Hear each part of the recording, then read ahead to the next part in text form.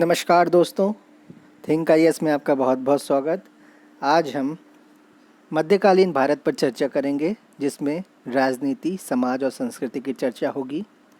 ये मध्यकालीन भारत 8वीं से 17वीं सदी के बीच का भारत था, जिसमें हम टकराव के युग की चर्चा करेंगे, जो 1000 से 1200 ईस्वी के बीच की थी। पश्चिमी और मध्य एशिया की घटनाएं अक्सर भारत को प्रभावित करती थी और कभी कभी उत्तर पश्चिम से घुसपैठ का कारण बन जाती थी। प्राचीन काल से ऐसा ही होता आया था। पश्चिम एशिया में 7वीं सदी में एक शक्तिशाली प्रसारवादी अरब साम्राज्य के उदय के बाद 9वीं सदी में अब्बासी राजवंश के खंडहर पर अनेक महत्वाकांक्षी युद्ध प्रेमी तुर्क राज्यों का उदय हुआ। इसके कारण लाजमी तौर पर भारत में प्रवेश के प्रयास हुए, जिससे हमेशा से सोने चांदी का और अत्यंत समृद्धशाली देश माना जाता था। भारत में प्रवेश के ये प्रयास परिस्थितियों के अनुसार तेज या धीमे पड़ते रहे तथा उनको एक सही परिप्रेक्ष्य में भी देखना होगा। आरंभिक चरण अरब और सिंध। एक समय सिंध का एक शक्तिशाली साम्राज्य था और इसमें मकरान, कंदहार और सीस्तान और कश्मीर तक फैली पूरी सिंधु घाटी आ जाती थी। पर इसका विघटन हो चुका था और स्वतंत्र राज्य पैदा हो गए थे। मुल्तान तक सिंध पर चाच नामक एक ब्राह्मण का कब्जा था। चाच माना जाता था कि उसने कन्नौज से बहुत बड़ी संख्या में ब्राह्मण बुलाए। इसमें से अनेक ब्राह्मणों ने, जिनको मालगुजारी से मुक्त ज़मीन दान में दी गई, कृषि का प्रसार किया। मंत्रियों, लेखाकारों, राजस्व अधिकारियों आदि के रूप में वे प्रशासन भी चलाते थे। 636 ईस्वी में अरबों ने शक्तिशाली फारस साम्राज्य को मात दे दी तथा अपने शासन को जल्द ही अक्सास या आक्सस आमू नदी तक फैला लिया। वे सिंध की ओर भी आकर्षित हुए, जो अपने स्थलीय व्यापार और बंदरगाह दाभोल के रास्ते समुद्री व्यापार के कारण सोने से लदा हुआ था। दाभोल के आसपास कुछ लूटपाट की कार्रवाइयाँ हुईं और फिर अरबों ने समुद्री रास्ते से धावे बोले, मगर यह सब केवल सिंध पर हमले के बहाने थे। बोलन दर्रे और मकरान तट के रास्ते आरंभिक अरब हमलों को नाकाम कर दिया गया। यही हाल समुद्री रास्ते से दाभोल पर हुए एक हमले का हुआ, लेकिन खलीफा के आदेश पर मोहम्मद बिन कासिम ने 711 ईस्वी में मकरान के रास्ते स्थल मार्ग से सिंध पर हमला किया। सीरियाई सैनिकों का एक बड़ा दस्ता उसके साथ था। ज़बरदस्त प्रतिरोध के बाद दाभोल का पतन हुआ और 3 दिनों तक निर्मम नरसंहार और लूटपाट का दौर चलता रहा। उसके बाद मोहम्मद बिन कासिम ने चाच के बेटे दाहर पर हमला किया और भारी प्रतिरोध के बावजूद उसे हराकर मुल्तान तक के इलाके पर कब्जा कर लिया। कुछ स्थानीय कबीलों ने मुस्लिम आक्रमणकारियों का साथ दिया, लेकिन इतिहासकार इस कथा को स्वीकार नहीं करते कि दाहर की पराजय बौद्धों के विश्वासघात के कारण हुई, जो ब्राह्मणों के जानी दुश्मन थे। सिंध में अरब शासन, जो 12वीं सदी तक चला, की कुछ खास विशेषताएं हैं। आरंभ से ही बलपूर्वक धर्म परिवर्तन का कोई प्रयास नहीं किया गया तथा वहाँ के निवासियों, बौद्धों, हिंदुओं और अग्नि पूजकों को जिम्मी का दर्जा दिया गया, अर्थात ऐसे संरक्षित जनता का जो मुस्लिम शासन को स्वीकार करती है और जजिया देने पर सहमत है, लेकिन अलग से जजिया की वसूली का कोई साक्ष्य नहीं मिलता। लगता है जजिया फिरोज़ तुगलक के समय तक दिल्ली सल्तनत में खिराज भूमि का अंग बना रहा। सिंध में अरब शासन के दौरान लूटपाट और मूर्तियों से सोने और आभूषणों को लूटा गया, किंतु बाद में मंदिरों को नष्ट नहीं किया गया। उदाहरण स्वरूप मुल्तान के सूर्य मंदिर को नष्ट नहीं किया गया, जहां भारी संख्या में तीर्थयात्री आते थे। वास्तव में हिंदुओं को नए मंदिर तक बनाने की अनुमति थी। स्थानीय प्रशासन चलाने के लिए बड़े पैमाने पर ब्राह्मणों और बौद्धों को शामिल किया गया। लगता है कि अरब शासन में सिंध का स्थलीय और समुद्री व्यापार फला फूला, खेती का विकास भी हुआ। आर्थिक विकास नए नगरों के जन्म में प्रतिबिंबित होता था, हालांकि उनमें से कुछ ही बचे थे। हालांकि अरबों ने सिंध के बाहर भी हमले किए, पर सिंध से आगे वे अपने पैर फैला नहीं सके। इसके अनेक कारण थे। राजस्थान और पश्चिमी भारत के गुर्जर प्रतिहार शासक गुजरात के चालुक्य इतने शक्तिशाली थे कि वे अरबों के हमलों को नाकाम कर सकें। स्पष्ट है कि केवल सिंध के संसाधनों के बल पर अरब सिंध से पैर फैलाने की हालत में नहीं थे। दमिश्क और बगदाद के खलीफा भी भारत में अपने राज्य के प्रसार को बहुत महत्व नहीं देते थे। वह तो तभी संभव हुआ जब अफ़गानिस्तान और पंजाब भारत में प्रवेश के आधार बन गए। लगता है इस पूरे काल में राजपूत राज्यों ने इसकी शायद ही कोई कोशिश की कि वे सिंध से अरबों को बाहर करके अपने ऊपर मंडरा रहे खतरे को दूर करें, तब भी नहीं जब अरबों की हालत कमज़ोर हो गई थी। यह बाद की एक मनगढ़ंत और अवांछित कथा लगती है कि उन्होंने ऐसी कोशिश नहीं की, क्योंकि अरबों की यह धमकी थी कि वे मुल्तान के सूर्य मंदिर को नष्ट कर देंगे। मुल्तान के सूर्य मंदिर को 10वीं सदी में रूढ़ी विरोधी इस्माइली पंथ के समर्थकों ने नष्ट कर दिया, जिन्होंने मुल्तान में अपना एक अलग राज्य कायम किया था। बाद में इस राज्य को महमूद गजनबी ने नष्ट किया। अफ़गानिस्तान और अल हिंद। 9वीं सदी तक काबुल, ज़ाबुल और ज़मींदावर अर्थात हलमंद नदी के आसपास के क्षेत्र, जिसे अरब अल हिंद कहते थे, उसके हिस्से बने रहे। इन क्षेत्रों में हिंदू, बौद्ध और पारसी धर्मों का फलना फूलना जारी रहा। इन क्षेत्रों पर ऐसे वंशों का शासन रहा जिनकी मजबूत स्थानीय जड़ें थीं, पर जिनके तुर्कों, यूहेची और कनिष्क के कबीलाई लोगों से भी संबंध थे। खुरासान या पूर्वी फारस से, जो हेरात और आक्सस नदी तक फैला हुआ था, अरब ज़मींदावर और काबुल पर बराबर हमले करते रहे। इन क्षेत्रों से कंदहार के रास्ते हेरात तक चलने वाले व्यापार के कारण ये समृद्ध क्षेत्र होते थे, लेकिन अरबों की गतिविधियां अधिकतर लूट, खिराज की वसूली और गुलामों की गिरफ्तारी तक सीमित रहीं। काबुल के तुर्क शाही शासक, जिनकी मजबूत स्थानीय जड़ें थीं, बहुत हद तक इस घुसपैठ का सामना करने में सफल रहे। हालांकि कभी कभी वे खिराज देने पर भी सहमत हो जाते थे। गुलामों के लिए कभी कभी मुल्तान तक धावे बोले जाते थे। इसके कारण खुरासान में सिविस्तान के अरब शासकों के खिलाफ मुल्तान के शासक काबुल के शासकों के साथ हो गए। 9वीं सदी के अंत में अब्बासी साम्राज्य पतनोन्मुख हो गया और उसका पतन हो गया। उसकी जगह इस्लाम अपना चुके तुर्कों द्वारा शासित राज्य या शासित अनेक राज्यों ने ले ली थी। तुर्क अब्बासीय साम्राज्य में 9वीं सदी में महलों के पहरेदारों और किराए के सैनिकों के रूप में पहुंचे थे। जल्दी वे बादशाहों को बनाने बिगाड़ने लगे। केंद्र सरकार की शक्ति का ह्रास हुआ तो सूबेदार स्वतंत्र होने लगे। हालांकि कुछ समय तक एकता का भ्रम इस तरह बनाकर रखा गया कि जो सिपाह सलार अपना स्वतंत्र प्रभाव क्षेत्र बना लेता था, खलीफा उसी को औपचारिक रूप से अमीर उल उमरा, कमानदारों का कमानदार की पदवी दे देता था।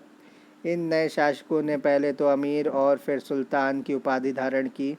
मध्य एशिया के तुर्क कबीलों के निरंतर धावों ने जल्दी से अपनी वफादारी बदल लेने और एक असफल शासक का साथ छोड़ देने के लिए तैयार तुर्क सिपाहियों के भाड़े वाले चरित्र ने तथा विभिन्न मुस्लिम पंथों के और विभिन्न क्षेत्रों के आपसी टकराव ने मध्य एशिया में इस काल को अशांति का काल बना दिया।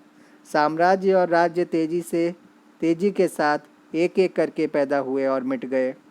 इस स्थिति में बस ऐसा ही कोई व्यक्ति कामयाब हो सकता था जो दिलेर सिपाही और जननायक हो, जो युद्ध कला में माहिर हो और षड्यंत्रों से जूझने में भी समर्थ हो। तुर्क कबीलों की लूटपाट करने की आदत थी, तेजी से आगे बढ़ना और पीछे हटना, बिजली की तरह टूट पड़ना और पीछे छूट जाने वालों के किसी ढीले ढाले दल पर हमला करना उनकी युद्ध कला के मुख्य अंग थे।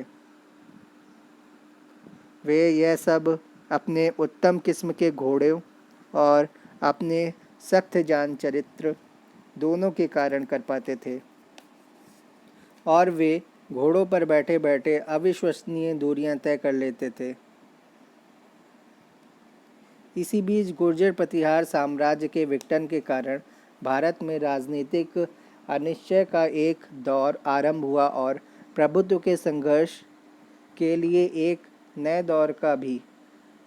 फलस्वरूप भारत की उत्तर पश्चिम की सीमा पर पश्चिम एशिया में आक्रामक और प्रसारवादी तुर्क अपने राज्य के उदय की ओर कोई ध्यान नहीं दिया गया। फलस्वरूप भारत की उत्तर पश्चिमी सीमा पर पश्चिम एशिया में आक्रामक और प्रसारवादी तुर्क राज्यों के उदय की ओर कोई ध्यान नहीं दिया गया। गजनवी 9वीं सदी के अंतिम वर्षों में आक्सस के पार के क्षेत्र तथा खुरासान और ईरान के कुछ भागों पर सामानियों का शासन था, जो ईरानी मूल के थे। सामानियों को अपनी उत्तरी और पूर्वी सीमाओं पर गैर मुस्लिम तुर्क कबीलों से बराबर लड़ना पड़ रहा था। यही संघर्ष था जिसके दौरान एक नए प्रकार के सैनिकों का उदय हुआ, जो गाजी कहलाते थे। इन तुर्कों में अधिकांश प्राकृतिक शक्तियों के उपासक थे और मुसलमानों की निगाह में काफिर थे। इसलिए सामानियों की उनसे लड़ाई धर्म की रक्षा के लिए भी थी और राज्य की रक्षा के लिए भी। इस तरह गाजी योद्धा होने के साथ साथ धर्म का रक्षक भी था। वह नियमित सेना के सहायक की तरह काम करता था और वेतन की कमी लूट के माल से पूरी करता था। गाजियों की सूझबूझ तथा अपने ध्येय के लिए उनकी भारी कष्ट उठाने की तत्परता ने ही इन नवजात मुस्लिम राज्यों को काफिर तुर्कों के खिलाफ खड़े रहने में समर्थ बनाया।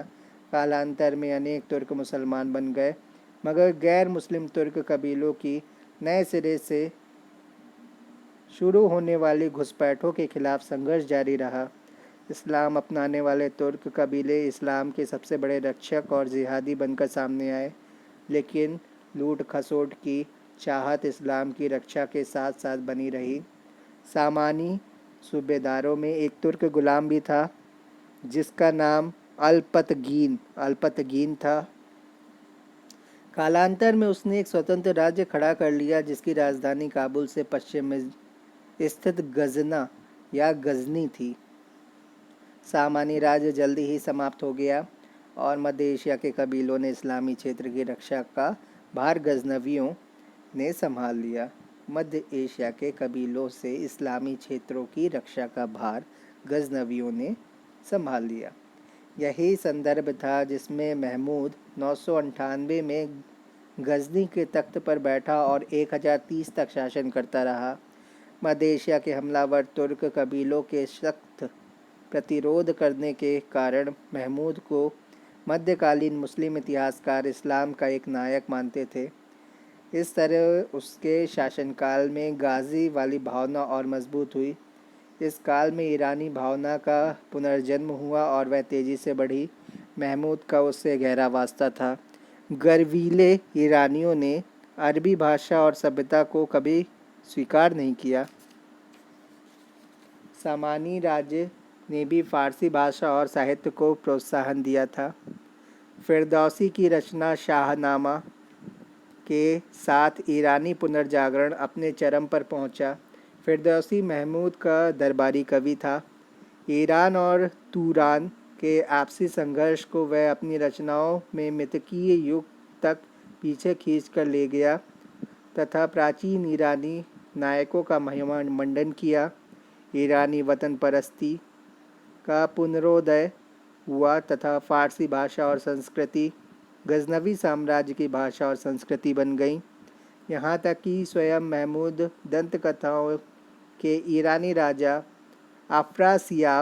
अफरासियाब से अपना नाता जोड़ने लगा। इस तरह तुर्कों का इस्लामीकरण ही नहीं, फारसीकरण भी हुआ। यही संस्कृति थी जिसे वे 2 सदी बाद अपने साथ भारत में लेकर आए। जहां महमूद ने तुर्क कबीलों से इस्लामी राज्यों की रक्षा में और ईरानी सांस्कृतिक पुनर्जागरण में अपनी एक महत्वपूर्ण भूमिका निभाई, वहीं भारत में उसे सिर्फ एक लुटेरे और मंदिरों के विनाशक के रूप में याद किया जाता है। कहते हैं कि महमूद ने भारत पर 17 आक्रमण किए। आरंभिक हमले उन हिंदू शासी राजाओं के खिलाफ थे जो अफ़गानिस्तान और पंजाब पर शासन कर रहे थे। उनकी राजधानी उदभंड या वाय हिंद पेशावर में थी। हिंदू शाही राजाओं को अपनी दक्षिण पश्चिम सीमा पर एक आक्रामक प्रसारवादी राज्य के उदय से उठ सकने वाले खतरे को भांपने में देर नहीं लगी। गजनी के सत्ताच्युत सामानी सूबेदार, मुल्तान के आसपास के क्षेत्रों के भट्टी राजा और मुल्तान के मुस्लिम अमीर से मिलकर हिंदू शाही राजा जयपाल ने गजनी पर हमला किया, लेकिन उसे हार का सामना करना पड़ा और उसका बनाया हुआ गठजोड़ धराशायी हो गया। बदले के तौर पर उस समय के गजनवी शासक ने काबुल और जलालाबाद के आसपास के क्षेत्र तबाह कर दिए। सन 990-991 के दौरान सुबुक्तगीन के काल में शाहियों की भारी पराजय हुई। उसके बाद काबुल और जलालाबाद के सूबों पर कब्जा करके उन्हें गजनी में मिला लिया गया। एक शहजादे के रूप में महमूद ने इन लड़ाइयों में भाग लिया था। उसने सत्तारोहण 998 ईस्वी के बाद शाहियों के खिलाफ हमले फिर शुरू कर दिए। इस बीच शाही राजा जयपाल लाहौर को अपने अधीन करके अपनी स्थिति को मजबूत बना चुका था। इस तरह शाही राज्य पेशावर से पंजाब तक फैल चुका था। पेशावर के पास 1001 की एक भयानक लड़ाई में जयपाल की फिर हार हुई। महमूद शाही राजधानी पर चढ़ाया और उसे बुरी तरह तबाह कर दिया। हिंदू शाही राजा ने सिंधु नदी के पश्चिम का क्षेत्र महमूद को देकर शांति की स्थापना की। जयपाल की जल्द ही मृत्यु हो गई और उसकी जगह उसका बेटा आनंदपाल राजा बना। बाद के कुछ वृत्तांतों के अनुसार अपनी हार के बाद जयपाल स्वयं चिता पर जा बैठा, क्योंकि उसे लग रहा था कि उसने अपना सम्मान खो दिया है। यह कहानी संदिग्ध लगती है कि महमूद ने उसे बंदी बनाकर फिर छोड़ दिया था। इन धक्कों के बावजूद शाही अभी भी इतने शक्तिशाली थे कि उन्होंने महमूद के पंजाब में घुसने के प्रयासों का गंभीर प्रतिरोध किया। महमूद को मध्य एशिया के गैर मुस्लिम तुर्कों के हमले का मुकाबला भी करना पड़ा, लेकिन 1009 ईस्वी में सिंधु नदी के पास एक निर्णायक युद्ध में आनंदपाल पराजित हुआ। महमूद ने सॉल्ट रेंज में स्थित उसकी नई राजधानी नंदन या नंदनपुर को तबाह कर दिया। उसने आनंदपाल के नगरकोट नामक किले को भी तबाह कर दिया। गलती से इसे हिमाचल प्रदेश में स्थित नगरकोट समझ लिया गया है, जहां महमूद कभी पहुंचा ही नहीं। आनंदपाल को एक अधीन राजा के रूप में कुछ समय तक लाहौर से राज्य करने की अनुमति दी गई, लेकिन 1015 ईस्वी में महमूद लाहौर तक चढ़ाया, उसे लूटा और आनंदपाल को खदेड़ दिया। जल्द ही गजनवी शासन झेलम नदी तक फैल गया। इससे पहले मुल्तान के मुस्लिम राज्य को तहस नहस किया जा चुका था, लेकिन 1015 में कश्मीर पर महमूद का एक हमला खराब मौसम के कारण असफल रहा। इस तरह शाहियों के खिलाफ लंबा युद्ध चला और शाहियों ने जमकर प्रतिरोध किया। इस लड़ाई में शाहियों का समर्थन सिर्फ मुल्तान के मुस्लिम राजा ने किया, जो गुलाम प्राप्त करने के लिए गजनी से होने वाले हमलों से परेशान था। उसका संबंध एक ऐसे पंथ से भी था जिसे सुन्नी इस्लाम को मानने वाला महमूद विदर्भी मानता था और इसलिए उसे अपना शत्रु मानता था। ध्यान देने की बात यह है कि लगता है कि कोई राजपूत राजा शाहियों की मदद के लिए नहीं आया। हालांकि महमूद की विजय को बढ़ा चढ़ाकर पेश करते हुए 17वीं सदी के इतिहासकार फरिश्ता ने लिखा है कि दिल्ली, अजमेर और कन्नौज के राजाओं समेत अनेक राजपूत राजाओं ने 1001 ईस्वी में जयपाल की मदद की थी, लेकिन तब तक तो अजमेर का राज्य स्थापित भी नहीं हुआ था और दिल्ली यानी धिलिक्का एक छोटा सा राज्य था। इसी तरह कन्नौज के गुर्जर प्रतिहार, जिनका दबदबा किसी समय थानेश्वर तक था, काफ़ी कमज़ोर स्थिति में पहुंच चुके थे। इस तरह शाही लगभग अकेले लड़ते रहे। 1015 ईस्वी तक महमूद गंगा की घाटी पर आक्रमण करने की स्थिति में आ चुका था। अगले कोई 6 वर्षों में महमूद ने गंगा के मैदानी भागों में अनेक अभियान चलाए। इन हमलों का मकसद उन वैभवशाली मंदिरों और नगरों को लूटना था जिन्होंने कई पीढ़ियों के दौरान अकूत संपत्ति जमा कर ली थी। इस संपत्ति की लूट ने उसे अपने मध्य एशियाई शत्रुओं के खिलाफ युद्ध जारी रखने की शक्ति भी दी। वह भारतीय राजाओं को हाथ मिलाकर अपने खिलाफ एक होने का अवसर भी देना नहीं चाहता था। महमूद के भारतीय हमलों के बीच मध्य एशिया के युद्ध भी चलते रहे। भारत पर लूटपाट के उद्देश्य से किए गए हमलों में गाजी बहुत मददगार साबित हुए। महमूद ने अपने आप को इस्लाम की शान में 4 चांद लगाने वाला महान बुत शिकन मूर्ति भंजक के रूप में भी पेश किया। पंजाब से महमूद ने हर्ष की एक पुरानी राजधानी थानेश्वर पर हमला किया, लेकिन उसके सबसे दुस्साहसी हमले वे थे जो उसने कन्नौज के खिलाफ 1018 ईस्वी में किए और सोमनाथ गुजरात के खिलाफ 1025 में किए। कन्नौज की मुहिम में उसने मथुरा और कन्नौज दोनों को लूटा और उन्हें तहस नहस कर डाला। अगले साल उसने बुंदेलखंड में स्थित कालिंजर पर धावा बोला और अकूत धन संपत्ति लेकर लौटा। वह मन मुताबिक ढंग से यह सब इसलिए कर पाया क्योंकि उत्तर भारत में उस समय कोई शक्तिशाली राज्य नहीं था। महमूद ने इनमें से किसी भी क्षेत्र पर कब्जा जमाने की कोशिश नहीं की। 1020 और 1025 के बीच महमूद मध्य एशियाई मामलों में उलझा रहा। 1025 में उसने सोमनाथ पर हमला करने की योजना बनाई, जो एक बहुत धनी मंदिर था और लाखों तीर्थयात्रियों को अपनी ओर खींचता था। यह एक समृद्ध बंदरगाह था। इस हमले का उद्देश्य राजपूतों को आक्रांत करना और झटका देना भी था, क्योंकि वह 30,000 की नियमित सवार सेना लेकर मुल्तान और जैसलमेर के रास्ते आगे बढ़ा। रास्ते में मामूली प्रतिरोध ही हुआ और वह सोमनाथ जा पहुंचा। उसके आने पर नगर का कमांडर भाग खड़ा हुआ, लेकिन नागरिकों ने भारी प्रतिरोध किया। महमूद ने शिवलिंग को तोड़ दिया और आदेश दिया कि उसके कुछ भाग उसके साथ गजनी ले लाए जाएं। वापसी में कुछ राजपूत राजाओं ने उसका रास्ता रोकने का प्रयास किया, पर उनसे बचकर निकलने के बाद सिंध में उसे जाटों के लूटमार करने वाले दस्तों का सामना करना पड़ा। तब भी बेपनाह दौलत लेकर वह गजनी वापस पहुंचा। सोमनाथ पर महमूद का हमला राजस्थान और गुजरात पर हमले की भूमिका थी या नहीं, यह कह सकना कठिन है।